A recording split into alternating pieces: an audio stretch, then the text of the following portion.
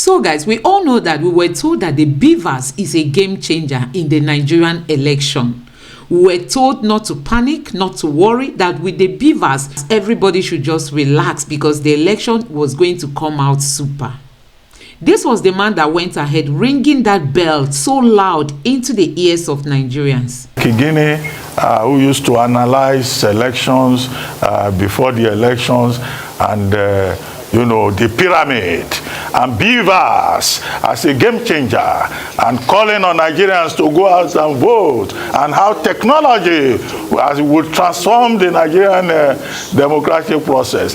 Well, they said the beavers and the IREV and the game changer didn't quite work as you projected. So they're asking you, where is that pyramid? And I should ask you, how market? After February 25. Thank you very much, Dr. Abati, for having me. Fellow Nigerians, it may amaze you the number of petitions that have been filed, at different courts. And we all know that Nigeria has few hands when it comes to the judges.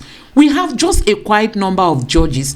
But look at the litigations everywhere, from the federal level to the state level. I tell you, many aggrieved politicians are in court to challenge their opponents. People do not even consider the economical implication of all this. These things are going to slow the economy of Nigeria. So guys, this is one of the people that came out to tell us that the beavers was a game changer. And today he's here to tell us why the beavers is never a game changer in Nigeria. It may have worked in other countries, but I tell you, not in Nigeria. So guys, let me allow you watch this video. Please don't forget to drop your thoughts in the comment section below. Please subscribe to my channel, turn on the notification bell for more uploads. Please give this video a like so that YouTube can recommend it to others. Don't forget to check on the black button beneath to buy us a cup of coffee, and let me know what you think in the comment section below. Thank you. From the 2023 general elections are still being talked about till now. With the handover to a new government less than 49 days away, opposing parties are still contesting the results from electoral process. It is all down to the judiciary to decide, but some people have expressed lack of confidence in the legal system. There is the argument about a candidate needing to secure 25% of votes in the Federal Capital Territory FCT to win a presidential election in the country, which the Independent National Electoral Commission INEC has refuted. Joining us on this show to discuss the general election conduct and what Nigeria can improve upon and learn from is Mike Igene, former Akwa Ibom resident electoral commissioner of INEC. Welcome to the morning show, Mike Igene, former commissioner INEC. Good morning. Good morning. Good morning, Dr. Abati and Ayo, and thanks for having me this morning.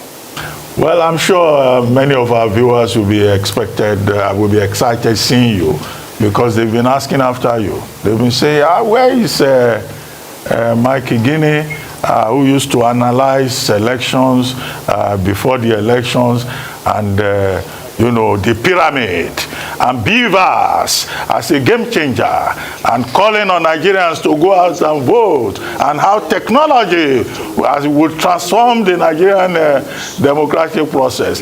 Well, they said the beavers and the IREV and the game changer didn't quite work as you projected. So they're asking you, where is that pyramid? And I should ask you, how market?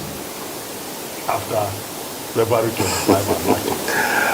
Thank you very much, Dr. Abati, for having me.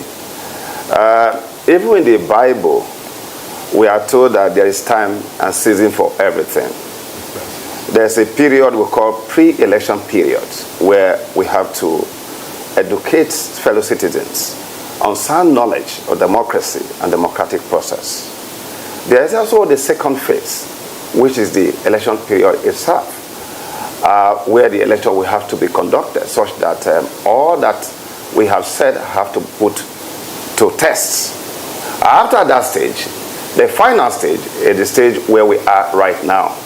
And that is, given what we have in our country, without talking about the judiciary having to step in to look at how the issues that have been brought before them.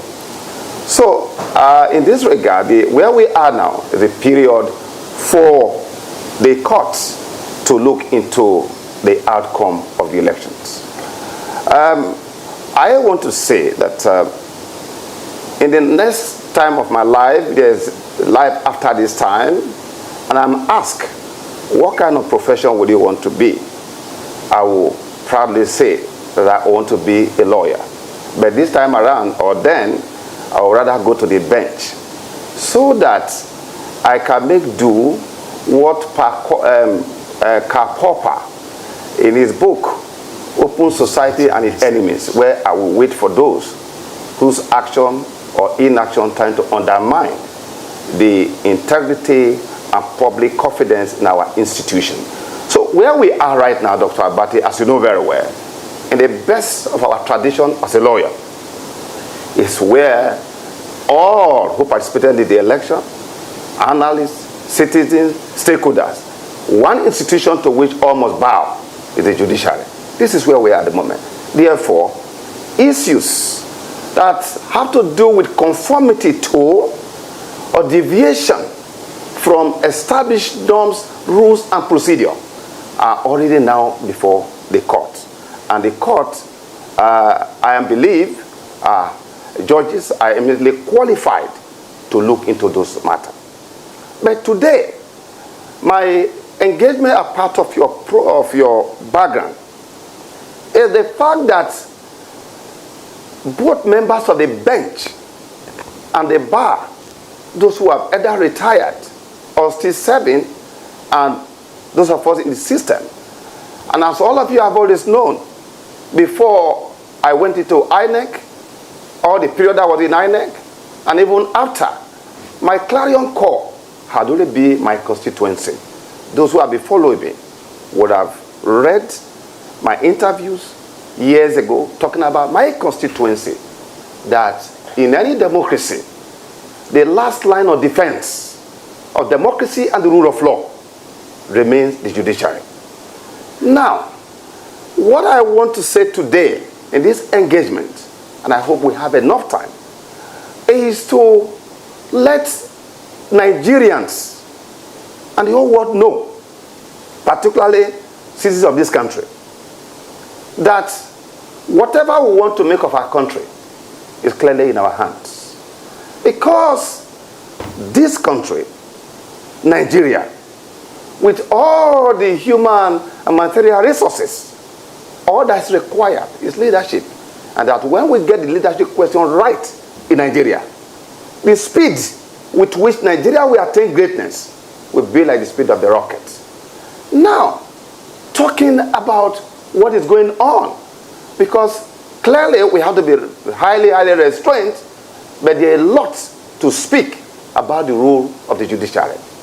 And my starting point this morning is to give a context to the conversation we're going to have this morning in terms of the expanding empire of the courts, the judiciary, in political matter, and the illusion that, which of course is quite indicative of the collapse of politics, and the illusion that the court can come up to fill the void, which is not possible. In any case, what you can only do is to damage our judiciary. Now, Dr. Abati, history is the graveyard for contending opinions. Today, we are now in court over the election that have been conducted. Now, what can we learn? What message do we need to give to ourselves with respect to the ongoing tribunal that's ongoing, having regard to what happened in the US, in United Kingdom, particularly, which is going to be my major reference point in this conversation today. Dr. Abadi, should be noted by way of giving this background information that the United Kingdom, that today is one of the countries that all our people, they go to. In fact, after Nigeria, they go to the UK. It should be noted that even the UK that introduced Nigeria to election rigging for a period of 99 years, almost 100 years, there have been no post-election adjudication in the United Kingdom. Why?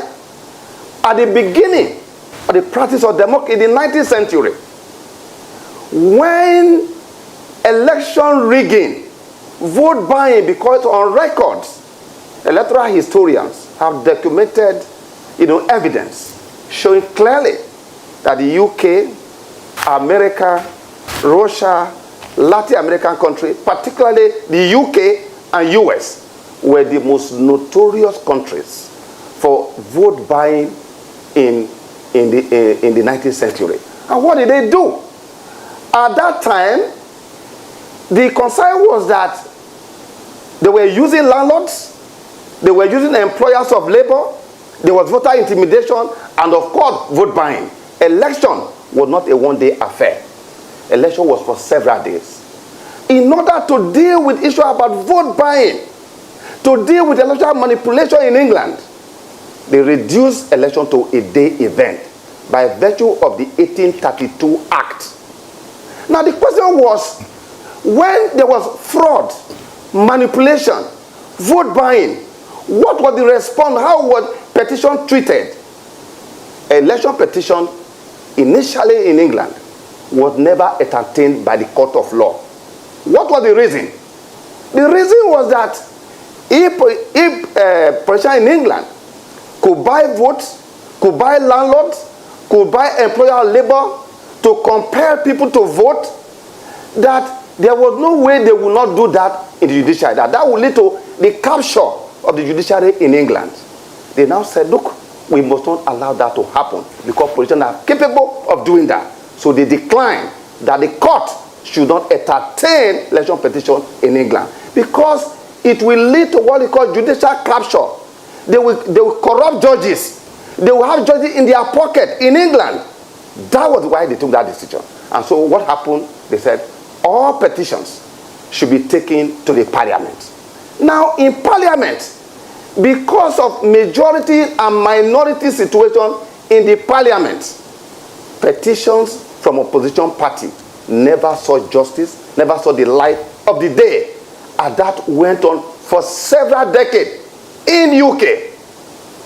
When it got to a point, at that time, as at 1832, they now realized that the only way to go is to now to go back to a different habitat, to go back to the court. But to do so, what did they do in England? They decided that the very reason why they didn't want court to entertain what they call election petition, that they need to protect judiciary, because without the rule of law, without an independent judiciary, it will be difficult, if not impossible, to sustain democracy. And so what did they do? At that time, the Australian people have already discovered what we call the secret balloting, because remember, Dr. Abati, that voting historically was an open balloting system before now. It was when the Australian people now came up in 1856 with the what they call the Secret Ballot Act that was resisted in England, was resisted in United Kingdom.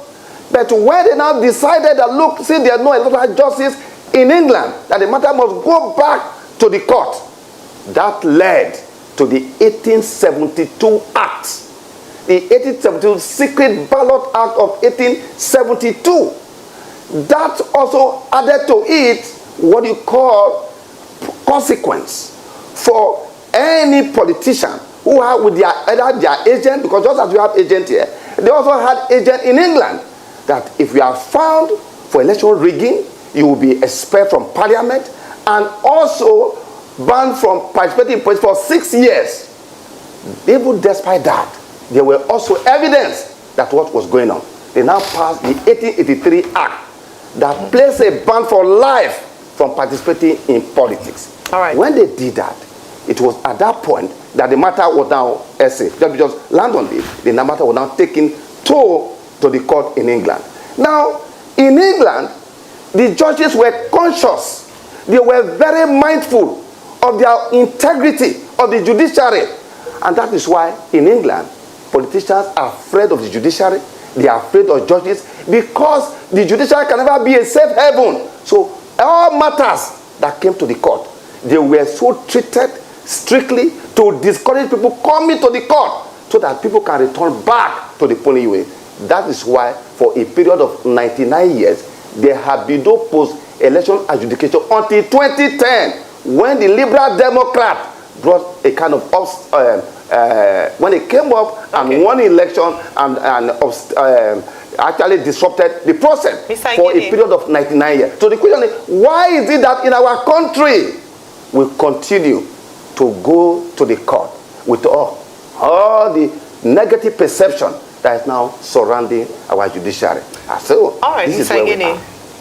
Okay, thank you very much for that opener. Very important for laying the foundation for our conversation this morning. If we hear you right, are you saying that the court or the judiciary should not be dependent on with regards to electoral matters? But before you respond to that, that's just to clarify what you've said. The reason why people would go to court, and even the APC who won the presidential election kept egging their opposition or their opponents to go to court, because the belief is that if you're not satisfied with the conduct of the elections, or perhaps certain aspects of the elections or the emergence of the winner, then you have the right to go to court. If the elections are conducted free, fair, and widely considered credible, then the issues or the basis for a petition would not even be found. I'd like you to respond on these grounds to INEC's response, petition response to the PDP's petition response, saying that BVAS was not designed for the immediate transmission of results or to collation centers, because you spoke a lot about BVAS before the elections, and what a number of Nigerians had been assured was that BVAS was the game changer. It was going to make the elections as transparent as possible. In their response as well, they mentioned that IREV, that's the that IREV was not designed for collation of results either, which is contrary to what a number of people had believed and what you had also said when you were here before the elections. I'd like to get your thoughts on that. Is INEC moving away from what they initially said, or are they moving away from what they initially said, or has this been the case right from time? Was this your understanding as well? Ayo, thank you very much. Again, let me restate a part of my opening remarks about the fact that issues of conformity to or deviation from established norms, the Electoral Act, regulations and guidelines, are already now the issues before the tribunals. And as a lawyer, those are domains which will leave for them now. But the most important message, which is part of this engagement this morning, is that the judges, the judiciary, must be mindful of its place in the affair of our society, particularly in the practice of democracy. And that is why I am given the historical background. It is not because that in all human activities, when there is disputes, the place to go to is the court of law. But I have said that the judiciary in England, judges in England, they were mindful of the fact that if the court of law is now made to answer political questions, such as who's a candidate, the political party, as we have seen, with all the aberration we saw during the political party primaries, the fear in England was that there would be a capture of the judiciary.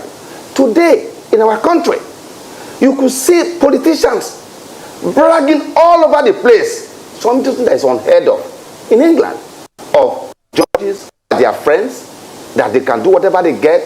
They say go to court. That is what they tell you every time. The reason why that has been so, which is the lesson I want us to draw from the experience in the United Kingdom, was that judges were so strict to discourage people to come to the court. That is, by delivering justice according to the law, both substantive and procedural.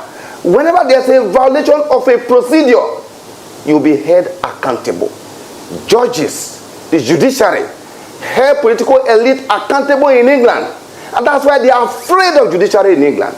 They are afraid of judges in England. But in Nigeria, those who willfully go out to violate the electoral process, to undermine the integrity of public institutions, they are the first to tell you that you should go to court. So the question now is for judges, is for the judiciary to reflect on this. Why is it that people gleefully violate the law and they tell their opponent, go to court? This is the lesson that we must learn. That is to say that today you are the last line of defense in defense of democracy and the rule of law. The judiciary must stand tall and mighty in defense of the rule of law and the process. That is the message. Yes, you've been very consistent in articulating that message, even before the election. The responsibility of the judiciary to build trust, to build confidence, and to dispense justice. But we don't have an alternative to the judiciary that we have.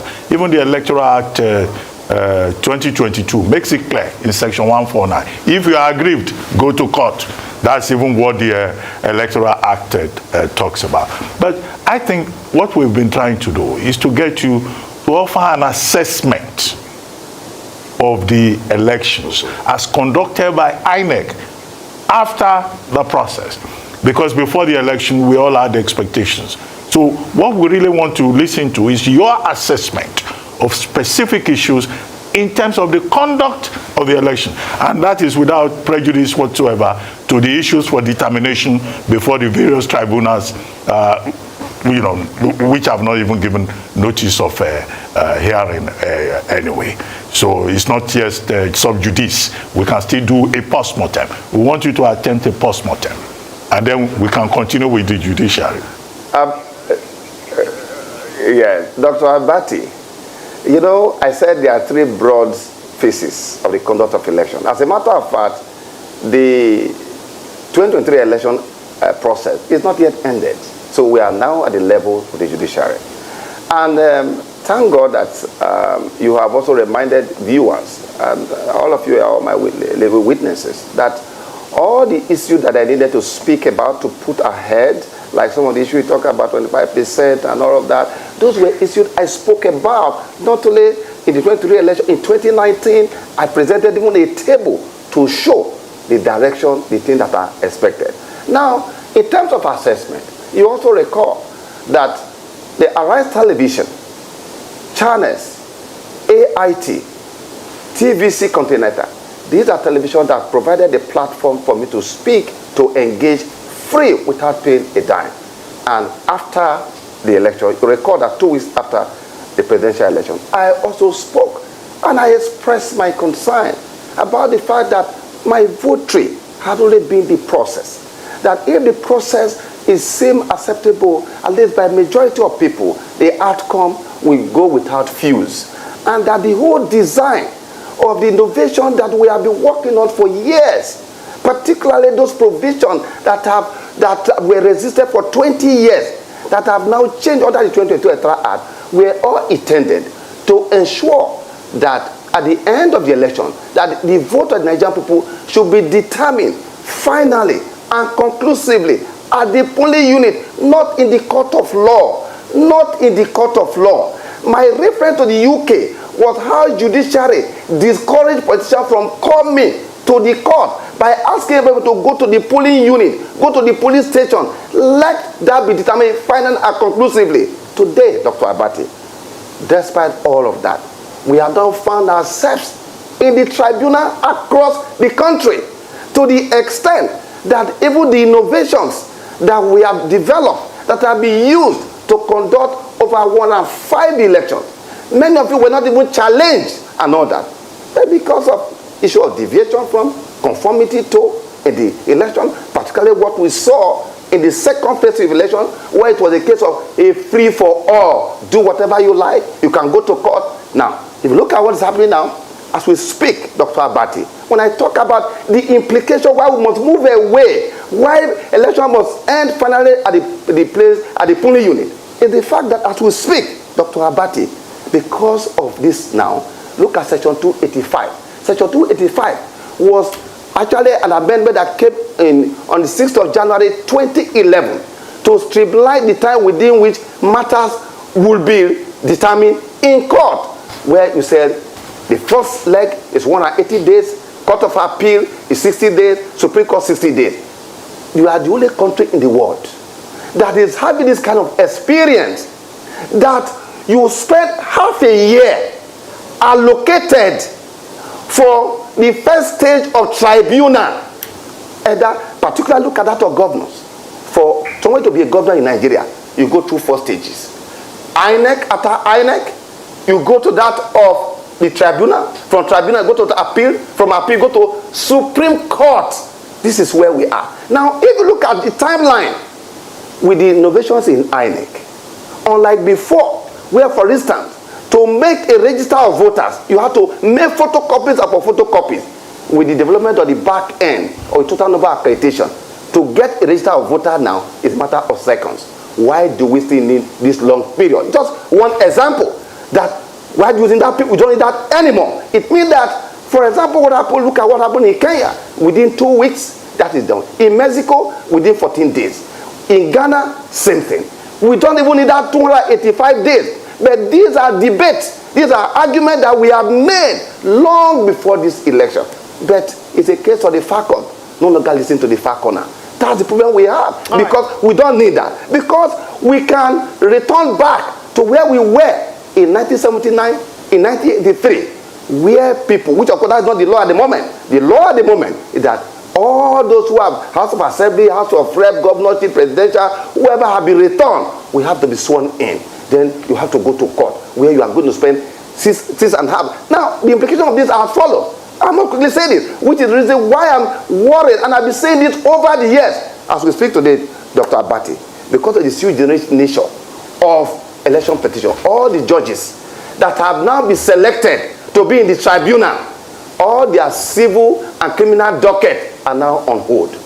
Cases that have been off for over 20 years, 15 years, as we speak now, they are going to be on hold in abeyance for the next 6 months because the judges are on a video tribunal. Furthermore, cases of those who are require what they call fundamental enforcement of human rights, right now, you cannot have that done because most of the judges are now in the tribunal sitting. Also, prisoners, those who have been in correctional center that have been having bail applications that have been pending, they are now on hold. All of that cannot be attended to as we speak right now because everybody in tribunal. Commercial business matters, commercial matters, transactions in the country today, they are on hold. Nothing can go on. Investment decision is also on hold until all these matters are resolved. This is not the way we should go. We have told that with the direction of the innovations, of the technology in the system, or to ensure that immediately after election, let the business of governance kickstart immediately. Just last week about it. Last week, somebody called me from the US that a group of consortium who are coming, they've been planning to come to Nigeria since last year. They put the entire business plan that will involve millions of dollars investment in a state in Nigeria. But they said it will be after the election. After the election, now the Nigerian counterpart was asking his foreigner to now come. Oh, they said, look, we cannot come because we understand that your election is not yet over. We cannot bring the huge financial capital to Nigeria on account of that. And now the Nigerian counterpart was telling them that, look, it was a matter of a week to be over and so on and so forth. He didn't know that his counterpart had done his own due diligence. And they told him that, look, it will take 6 months. It was on the basis of that he called me and he put me on speaker. I didn't know, thinking that I would say something different from what he'd been told. And I confirmed to him that for governorship, it will take 6 months. At the Court of Appeal, it will take 60 days. Supreme Court, 60 days. That was what I put that on hold. So what is going on is that to the core, when I refer to the UK, everything was done by Judge. Honorable Guinea, let me come in here because I would still like for you to respond to Dr. Bati's question and the question I'd answered earlier. I just want to make it a bit more specific again. We're talking about your assessment of the elections, very specifically around areas that you yourself had spoken about before the elections. So I'd like, BVAS, IREV didn't work. Well, IREV didn't work in terms of transmission of results on the day, especially for the presidential results. And INEC put it down to technical glitches. Before the elections, they had talked about you'd given us details of how much had gone into the creation of BVAS and how secure it was. And the word that kept coming out was that it was a game changer. In fact, a number of people said that inspired them to go out to vote because they felt that their vote would be valid. It would be a transparent process, so their votes would count. I want you to tell us, what do you think could have happened? What could these technical glitches have been, despite the huge budget that was committed to this process, and also the human power that was also committed to this process, and your confidence in BVAS in itself? I'd like you to specifically speak to that, please. And also, when you look at the assessment, even with regards to some of the issues that INEC encountered, late start, some areas, lack of preparation, adequate preparation, violence, despite security operatives' assurances, those are the things that people want to hear you speak about, especially from your experience as a former resident electoral commissioner. At least you have an insight into how elections are run right from the, from inside. Ayo, what is it that I have not said? People should just go back to the interview I had with Charles Niagulu. I said everything that I needed to say. I have made it clear to everybody that this is not the time for people like us to be talking about the profound benefit of the BVAS.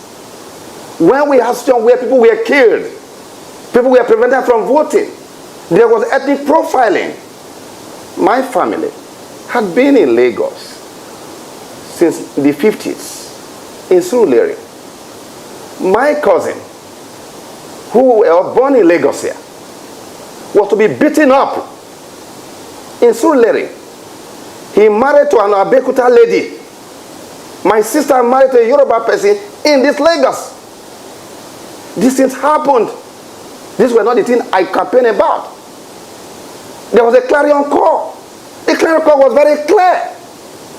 People should come out because we have used it for 105 elections. Apart from Oshu, for instance, all other elections, they were not challenged in court.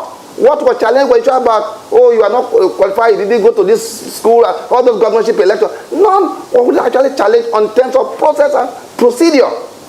But we all witnessed what happened. And the first interview I got was to Arise Television. Now you have seen that parties have exchanged briefs in the tribunal. And that's why I said, look, there is not much of thing. I granted interview, both in written form and to everybody, print, electronic. And I made it very clear that I'm still in shock about the behavior, what we saw, that the conduct of political class have not complemented the reform that we have made these years. And it's a tragedy that politicians conducted themselves in the most shameful manner. On the election day, one of our own, a Queen's Counsel, a professor who had very pressing matters outside Nigeria, but he placed Nigeria interests above every other thing. He flew down to the country, to Delta State, to go and vote. What he observed was a crime scene. He called me. That how could this be? We are talking one of the finest, the most celebrated Queen's Counsel we have. One that even the British legal community described as one who, whatever he does not know in law, is not worth knowing. That was what he experienced. So, Ayo, right now, I told you that in the best of our tradition, because I've also seen lately that people are going to specific right now as to what people have exchanged brief already. I mean, you were asking me to be responding to the electoral management body's response to petitioner's brief. I mean, why should I go into that? I can't go into that. I should not go into that. Let's wait for the court to decide that. Honorable Igini, I'm sorry I had to interrupt you there to take our correspondence. Yes, so Please go on. Ayo, that is why I'm of the view that Nigeria cannot be in autarky or best practice around the world. The judiciary, the judges must remain very strict. You must discourage people from seeing judiciary as a safe haven for wrongdoing in our country. Society make progress on the basis of reward and sanction. Right now, briefs have been exchanged. It is not for me now to comment virtually. I mean, my greatest frustration for our country is that even when we see a storm coming, a storm seeing coming should not blind the eye. There are things that we have said over and over and over again, but yet nobody is listening. The rule of law, the first victim of the subversion of democracy is the rule of law. And that's why Judiciary must stand tall and mighty to discourage politicians. How can you be heard in England that a politician will boast in that they will do whatever they will like, they will go to the court in England and they will get what they want? It's unheard of. That was why judges, Jonathan Sampson, the retired Supreme Court Justice of England, warned of the expanding empire of the court on political matters. For anybody to think that the decline of politics can be filled, that void can be filled by judiciary, is a fundamental error. Judges, judiciary, you must prove, show to politicians that our judiciary cannot be. Look, the legal profession, it is one profession that is not just for aching a living at all. It is one that has a special relationship with the society in terms of order. And that's why I said, if I come to this world again, I want to be a lawyer. But this time around, I will be in the bench so that I can wait for the enemies of society and see what they will do. So, Ayo, what happened? Our expectations in terms of not even having to have this huge number of cases in court is largely unmet. Where did they expect that this is the way it's going to go if everybody comply with the rules and regulations as we are put in place? Today, why is it that you spend half a year to, are we writing new law? We are the only country where we spend so many years to write a law, then we spend half a year to want to interpret the law that we have written. It's a shame. You've laid out the context, you've made your observations, you challenged the judiciary, but let's now talk about specific recommendations. You refer to Section 285 of the Constitution, where that's what we have in terms of time limitations. 285, 6, 7, 9, and all of that. But there is now a proposal on the table that look, and this is by Olusegun here, that look, the courts, the tribunals, they can resolve this within 7 days. Okay? But there are people who also have another view who say, well, Section 285 is what it is. That's what the law is. That's what the lawmakers have provided. Are you recommending a constitutional amendment, or do you think, as Agbakoba has recommended, that the judiciary, can just resolve these petitions in 7 days? Is it possible? Considering the fact that you have also pointed out that the courts are overburdened, and there are more urgent cases that will have to be in abeyance. That's one. Number two, we go back to the Waste Commission report. One of the major recommendations in the Waste Commission report is that, look, election matters should be determined before anybody occupies political office after elections. What do you think of that? Three, some people have suggested that there should be a complete reform of the judiciary, and that election petitions don't have to go all the way to the Supreme Court, and that the Supreme Court should just focus more on constitutional matter. So there have been so many of these recommendations. In fact, people say the responsibility of the court should even be to ban any politician that is involved in any act of rigging from getting involved in Nigerian politics for life. So these are some of the things on the table. But what are your own specific recommendations? Thank you, Dr. Abati. Let's start from the issue about banning for life. That was with the measure they took in England. and that deter politicians by virtue of the 1883 Act, where you'll be banned for life from participating in politics. Number two, with respect to the views of the learned's sake, Olisa Agbakoba, is correct to the extent that he's speaking from the point of view of the current reforms in the system. As I mentioned to you before, it will take days when we're having purely manual system for INEC, when you seek for citizenship of register of voters, to make photocopies of copies upon copies. It will take days, no light, there's no diesel, there's no that. But right now, the Electoral Act have made it clear that it must be provided in electronic form. So in a matter of seconds, you will get that register. So you don't need much time to do that. Furthermore, and perhaps far more important, everyone who has been given job as a lawyer by INEC since 2010, that I went to the commission, all of them who are out there can confirm what I'm going to say here. And that is that from 2011, Dr. Abati, when we started these innovations, and more recently, whenever you are given a brief by the commission, and you come to me where I work, I made it clear to you that, look, in my jurisdiction, election was conducted. Whoever that have been returned, barring information and evidence that may not be known to me and to the commission, but if they are able to provide those evidence, we will help them in court to ensure that election is annulled. Ask all lawyers that have always come. I issue them a separate letter. Because to key in what Olisa Agbakoba is talking about, and that is that the evidential axiom under the Evidence Act, Section 131, we say that whoever asserts the existence of certain fact must prove. Is the reason why people believe that they can do whatever they do and they go to court and say, go to court, come and prove. But the whole essence of the innovation, Dr. Abati, is to return, as I did, I will call them, that the onus to prove. I am a commissioner. I presided over this election. Now there are issues with respect to the return that have been made under my watch.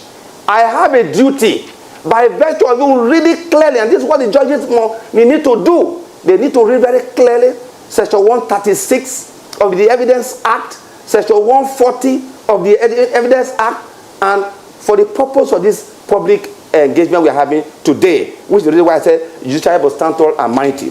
Section 136 of the Evidence Act, which is what Olisa Agbakoba is saying, because the whole of innovation is to return the duty, the responsibility to explain how a return is made to me. That was what I used to tell them, because I should be the one to explain how this return were made. Because that section says clearly, subsection 2 of 36, that in considering the amount of evidence required to shift the burden of proof, regard shall be had to by the court or opportunity of the party who is in possession of the evidence in proving what has happened. That is very clear. Go to section 140, they can go and read it. What is the point here? To close on Olisa Agbakoba's views on the time within which to finish this matter. It is that, as I told them, look, here in Akwa Ibom, here in Edo State, here in Cross River, I was the one that presided over the procedure, the process, recruited ad hoc staff, trained them, the technology that have been used, the material for the election, they are in my possession. I'm in a better position to explain how I made those returns. Go and ask all lawyers. They can confirm what I am telling you, Dr. Abati, that this is where it will go so tenuously. Because if the integrity of the process that I presided over is called to question, Dr. Abati, it is unfair to be, like what is going on right now, challenging people talking about the person who have been returned, both petitioner and respondent. These are innocent people as far as I'm concerned.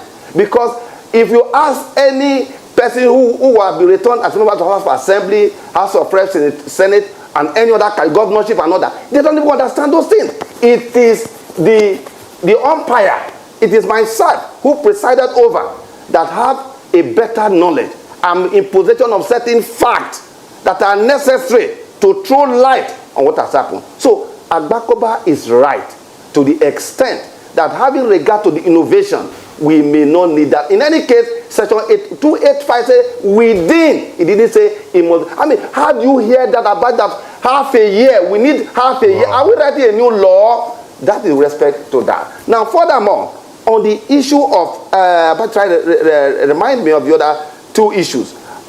Quickly, dealing with Waste Commission saying elections petitions should be determined before anybody occupies office. But we have just about 2 minutes or 1 minute to go.